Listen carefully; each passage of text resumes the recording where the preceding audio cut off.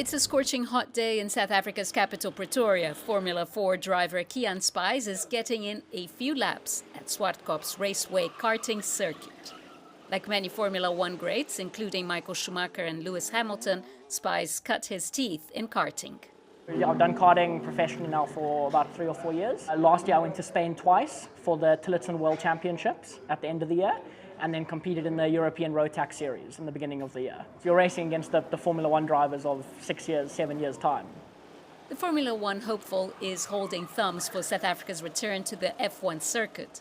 The Sports Ministry recently put out a call for potential promoters should South Africa be awarded hosting rights.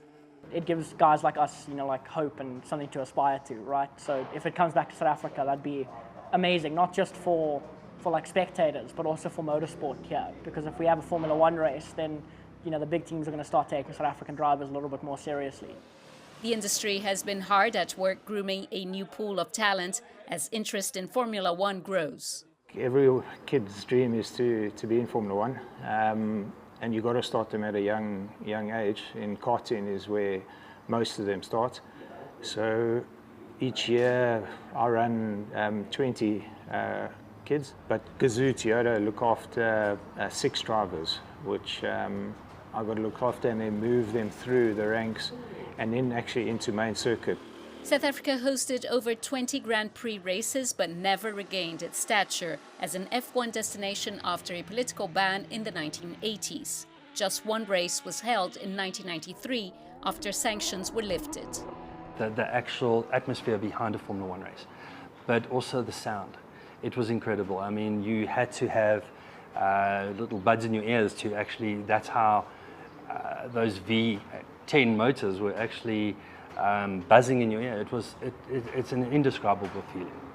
Cape Town and Joburg are leading the bids should the country bag hosting rights. For passionate fans, however, all that matters is being able to hold onto a piece of motorsport history.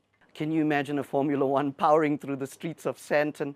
I don't think the location is going to be important. I think what's important for South Africans is that we get that Formula 1 in South Africa, in Africa. There isn't an African Formula 1, and I think that's critical.